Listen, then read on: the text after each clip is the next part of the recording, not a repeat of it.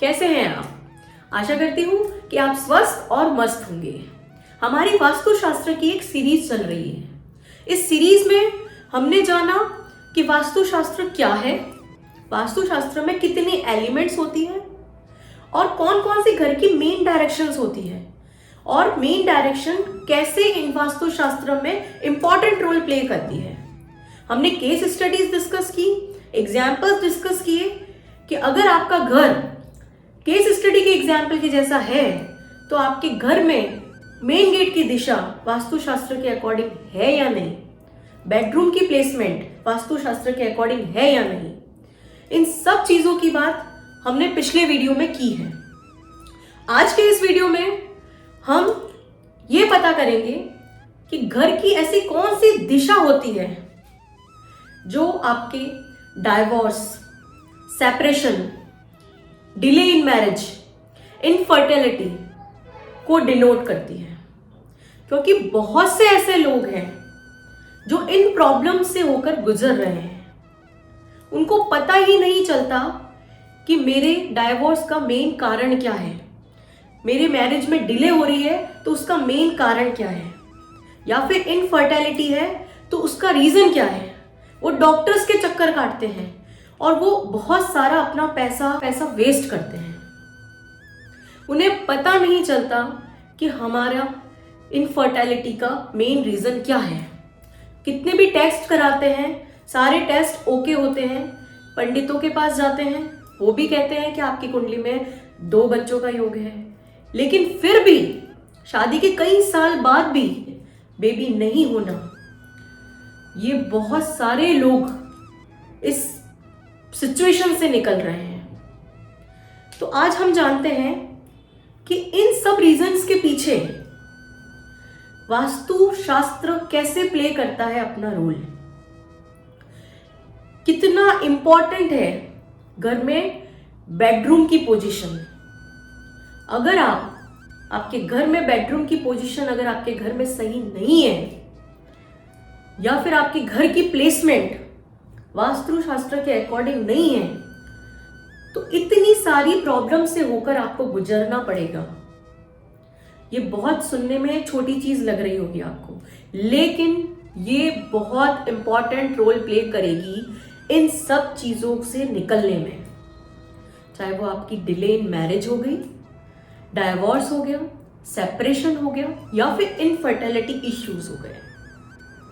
तो आइए जानते हैं इस वीडियो में कि इन सब से कैसे बाहर आया जाए, या फिर इन सब से कैसे छुटकारा पाया जाए। क्योंकि ये भी एक टाइप का वास्तु दोष ही है, और ये वास्तु दोष इतना भयंकर है कि इसका सीधा आपके करियर पे, आपकी मैरिड लाइफ पे, आपके बेबी पे असर होता है। तो आइए जानते हैं, इस साइंस को समझते हैं कि कैसे छोटी छोटी चीजें करके आप इन सब चीजों से बिना पैसा खर्च किए छुटकारा पा सकते हैं। मैं अगर बोल रही हूँ बिना पैसा खर्च किए, इसका मतलब यही है कि आप डॉक्टर्स के पास में बहुत सारा पैसा वेस्ट कर चुके होंगे, या पंडितों के पास जाके, ज्योतिषों के पास जाके आप बहुत सारा पैसा वेस्ट कर चुके होंगे। लेकिन जब तक आपने इस साइंस को नहीं जाना है तो आपको इस प्रॉब्लम से छुटकारा नहीं मिलेगा। तो आइए जानते हैं कि कैसे आप इस प्रॉब्लम से रिलीज हो सकते हैं। बने रहना एंड तक इस वीडियो में। Let's get started. हमने पिछले वीडियो में डिस्कस किया था, मान लीजिए कि ये आपका घर है, ये आपके घर की हो गई नॉर्थ डायरेक्शन, ये आपके घर की हो गई वेस्ट डायरेक्शन, ये आपके घर की हो गई साउथ डायरेक्शन, और ये ईस्ट डायरेक्शन। हमें ये भी पता है कि ये जो नॉर्थ ईस्ट का जो कोना होता है वो होता है ईशान कोण, यानी गुरु की दिशा, और जो साउथ ईस्ट का जो कोना होता है वो है फायर एलिमेंट, यानी अग्नि कोण, और साउथ वेस्ट जो कोना होता है वो होता है अर्थ एलिमेंट, राहु, नेतृत्व कोण, और जो नॉर्थ वेस्ट है वो है एयर एलिमेंट, वायु, और ये वायव्य कोण होता है, और बीच में जो होता है वो होता है स्पेस एलिमेंट, यानी ब्रह्म। हमें ये भी पता है कि जो वास्तु पुरुष है वो हमारे घर में इस तरह से प्लेस होता है। इसका मतलब ये हुआ कि जो इसका हेड होता है वो होता है नॉर्थ ईस्ट की दिशा में, ये और ये यहाँ पे इसके होते हैं हाथ, और इस दिशा में ये कंधे हैं, और नॉर्थ वेस्ट और नॉर्थ ईस्ट की दिशा में होते हैं दोनों कंधे, और पैर की दिशा जो होती है वो होती है साउथ वेस्ट की दिशा। ये होता है गुरु जो कि है नॉर्थ ईस्ट, ईशान कोण, ईशान मीन्स ईश, गुरु आपका ईस्ट, और जो उसके अपोजिट जो है साउथ वेस्ट जो है आपका राहु, नेतृत्व कोण। वास्तुशास्त्र क्या है कि जो गुरु है और जो दानव है उसका जो बैलेंस है वो है वास्तुशास्त्र। अब हमने जान लिया कि जो हमारे घर की नॉर्थ ईस्ट डायरेक्शन है उस पे जो वास्तु पुरुष का हेड है। हमें यह भी पता है कि नॉर्थ ईस्ट डायरेक्शन गुरु की दिशा है। तो जो नॉर्थ ईस्ट में 3 चीजें क्या क्या है, एक तो है जुपिटर गुरु, दूसरा है वाटर एलिमेंट, तीसरी चीज हो गई वास्तु पुरुष का हेड, हेड ऑफ वास्तु पुरुष। तो ये 3 चीजें हैं हमारी नॉर्थ ईस्ट में, हमारे घर में। अब अगर मैं बात करूं कि अगर आपका बेडरूम, ये आपका घर हो गया, अगर आपका घर का जो बेडरूम है वो नॉर्थ ईस्ट दिशा में है, यानी इस दिशा में है, तो जो आपकी बेड की जो प्लेसमेंट होगी वो कैसे होगी, एक एग्जाम्पल से देखते हैं। तो आपकी जो बेड की प्लेसमेंट होगी वो तो या तो ऐसे होगी और या फिर ऐसे होगी। तो अगर इस सारी डायरेक्शन में होती है, अगर ये वाली डायरेक्शन में आपकी बेड की प्लेसमेंट होती है, तो आपकी जो हेड की पोजीशन होगी वो नॉर्थ की तरफ होगी और इस साइड में इस तरफ होगी। अब आप सोचिए, जिस जगह आप सो रहे हैं, एक तो वो वैसे भी गुरु की दिशा है, गुरु मीन्स कॉस्मिक एनर्जी, ठीक है। दूसरी चीज, हमें ये पता है कि यहां पे वाटर एलिमेंट है, मतलब जल तत्व ही है। अगर कोई कपल यहां पे सो रहा है तो वो सबसे बड़ा कारक है, जल तत्व सबसे बड़ा कारक है बेबी नहीं होने का, इनफर्टिलिटी होने का। इसका ये रीजन है कि जो भी सेक्सुअल प्लेजर मिलता है उसमें जो है फायर एलिमेंट यूज होता है, क्योंकि जो भी लेडीज होती है वो शुक्र का प्रतीक है। शुक्र यानी अग्नि, तेज, और जो सेक्सुअल प्लेजर में कहीं ना कहीं अग्नि, जो फायर एलिमेंट है, उसका रोल बहुत ज्यादा होता है। और अगर आप जल में सो रहे हो, ईशान कोण में सो रहे हो, नॉर्थ ईस्ट में सो रहे हो, तो यहाँ पे जल में अग्नि का तो कुछ काम ही नहीं है। अगर फायर जल में मिलेगी तो फायर तो बुझेगी ना। तो इस वाले कमरे में कभी भी आप प्रेग्नेंट नहीं हो पाओगे, या फिर अगर हो भी गए तो मिसकैरेज होने की बहुत ज्यादा चांसेस है, क्योंकि यहां पे फायर एलिमेंट का कोई रोल ही नहीं है। तो सबसे बड़ा जो रीजन होता है मिसकैरेज का या फिर इनफर्टिलिटी का, अगर आप चेक कर लेना आपके घर में, अगर आप इन चीजों से गुजर रहे हैं और आपके घर में आपका जो कमरा है वो एक तो नॉर्थ ईस्ट डायरेक्शन में है और आपके जो बेड की प्लेसमेंट अगर ऐसी है, तो उसका रीजन यही है। आप चाहे कितने भी चक्कर काट लो डॉक्टर्स के, कितने भी चक्कर काट लो ज्योतिषियों के, अगर जब तक आपका नॉर्थ ईस्ट का कमरा है, जब तक आपका ये इशू रिजॉल्व नहीं होने वाला है, क्योंकि वास्तुशास्त्र में हर चीज लॉजिक से काम करती है। अब हम क्लियरली जान चुके हैं कि जो नॉर्थ ईस्ट की डायरेक्शन आपके घर में है वो गुरु की डायरेक्शन है। हमें यह भी पता है कि जो नॉर्थ ईस्ट डायरेक्शन है वो जल है, वाटर एलिमेंट है।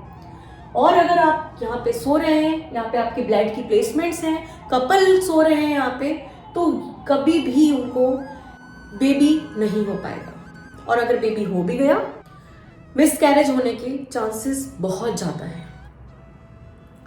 डाइवोर्स होगा, अगर आपका बेबी नहीं होगा तो फिर आपके बीच में तनाव रहेगा, इश्यूज ज्यादा रहेंगे, आप इंटरेस्ट लूज करोगे। तो ये सब रीजंस डाइवोर्स के होते हैं। आपका ध्यान कहीं और पे जाएगा, हमें लगेगा कि यार हम यहाँ से, मतलब मुझे सेटिस्फेक्शन नहीं हो रहा है, तो आप एक्स्ट्रा मैरिटल अफेयर के बहुत ज्यादा चांसेस होते हैं इन कपल्स में।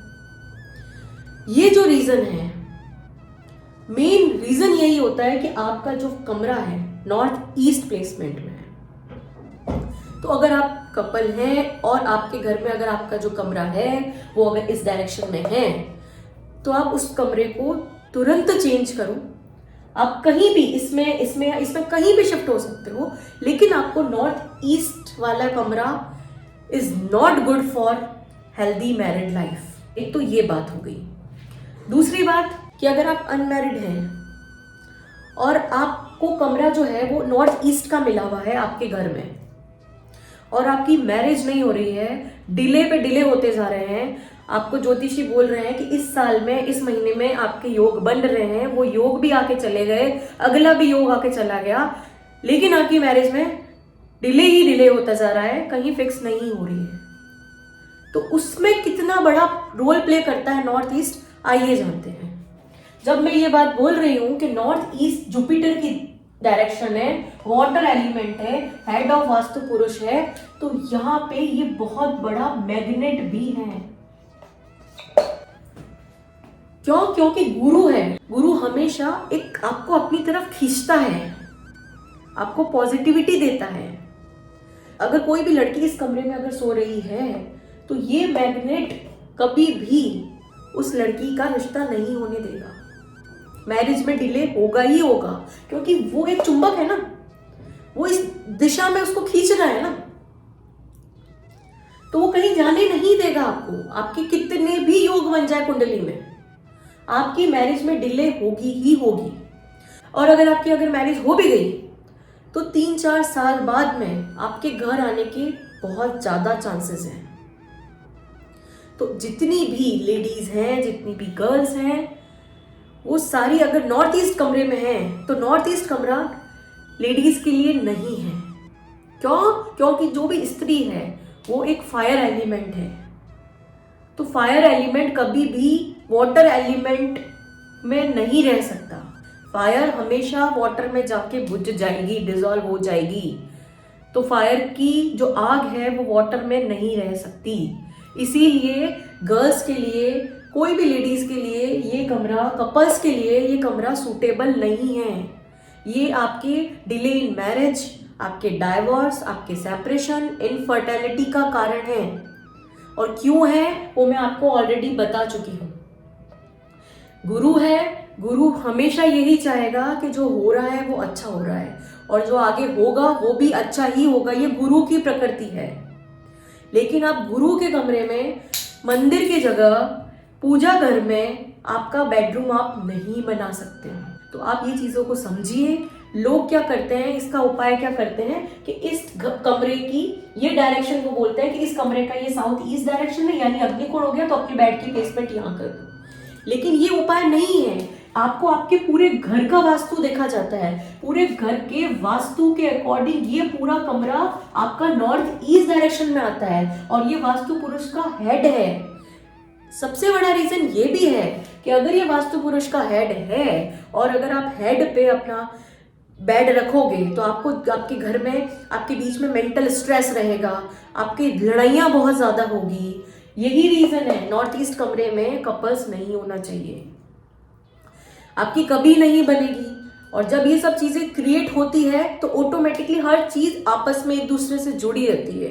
अगर आपके बीच में तनाव रहेगा, लड़ाइयाँ बहुत ज्यादा रहेगी, तो आप ऑटोमेटिकली आपका इंटरेस्ट लूज होगा, और इंटरेस्ट लूज होता है तो आप कहीं बाहर जाओगे, बाहर भागने की कोशिश करोगे, तो एक्स्ट्रा मैरिटल अफेयर्स के चांसेस बनते हैं, डाइवोर्स के चांसेस बनते हैं, सेपरेशन होने के चांसेस बनते हैं, इनफर्टिलिटी के चांसेस बनते हैं। तो अगर आपके नॉर्थ ईस्ट डायरेक्शन में आपका बेडरूम की प्लेसमेंट है तो प्लीज, और अगर आप इन सब चीजों से होकर गुजर रहे हैं तो प्लीज तुरंत आप अपना कमरा चेंज करें। और इसमें ऐसा कुछ भी नहीं है कि बहुत ज्यादा पैसा खर्च होने वाला है, आपको अपना कमरा चेंज करना है। अब आपके क्वेश्चन होंगे कि अगर कपल्स नहीं रह सकते हैं, लड़कियां नहीं रह सकती है, तो इस कमरे में कौन रह सकता है, और इस कमरे का क्या इंपॉर्टेंस है, क्या किस यूजफुल का है, कौन रह सकता है, आइए डिस्कस करते हैं।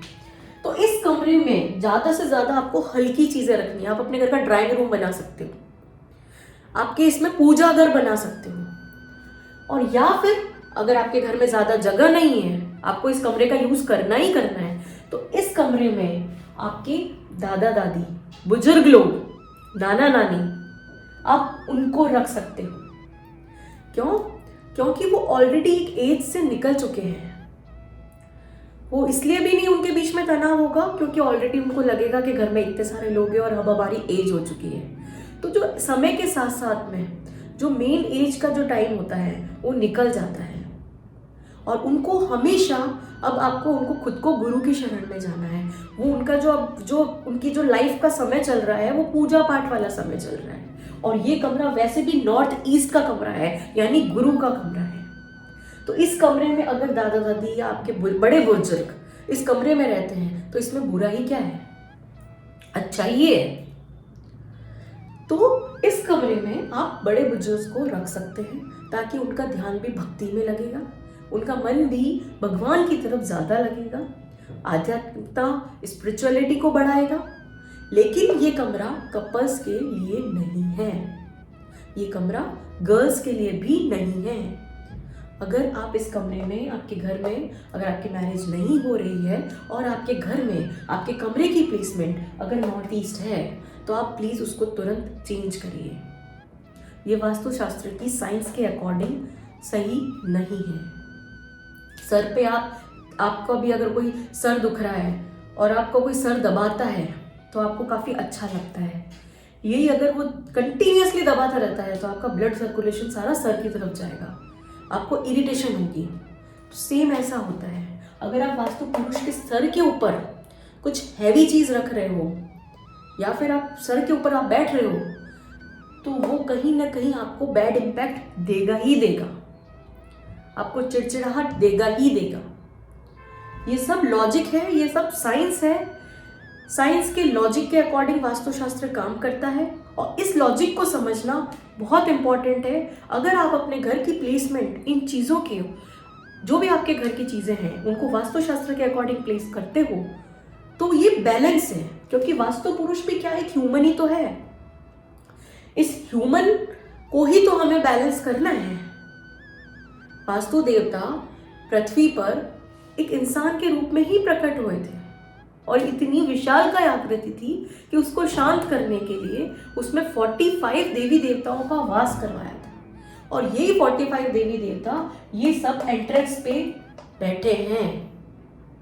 कुछ दानव बैठे हैं और कुछ देवता बैठे हैं, और दानव और देवताओं को बैलेंस करना ही वास्तुशास्त्र है। और इस वास्तु पुरुष का हमें अपनी चीज़ों के अकॉर्डिंग ध्यान रखना पड़ेगा। आप अपने घर में वास्तु के अकॉर्डिंग चीज़ें प्लेस करें, ऑटोमेटिकली आपको अच्छे रिजल्ट मिलने चालू हो जाएंगे। आपको कोई बहुत ज़्यादा पैसा खर्च करने की ज़रूरत नहीं है, डॉक्टर्स के चक्कर काटने की ज़रूरत नहीं है। बस इस चीज़ के अकॉर्डिंग, इस साइंस के अकॉर्डिंग आप अपने घर में डायरेक्शंस को चेंज करिए, ऑटोमेटिकली आपको रिजल्ट मिलना चालू हो जाएगा। तो आशा करती हूँ कि आपको जो भी क्वेश्चंस हैं इन सब चीज़ों से लेकर वो सॉल्व हुए होंगे। अगर आप भी सब इन इश्यूज से होकर गुजर रहे हैं तो एक बार आप अपने घर में ज़रूर चेक कर लें कि आपके बेडरूम की प्लेसमेंट क्या है। अगर इस वे में है, अगर नॉर्थ ईस्ट डायरेक्शन में है, तो आप उसको तुरंत चेंज करें और आपको इसका असर जल्द ही मिलेगा। ये मैं गारंटी के साथ में आपको कह सकती हूँ। इसी तरह इस वाले वीडियो को हम यहीं पे एंड करते हैं।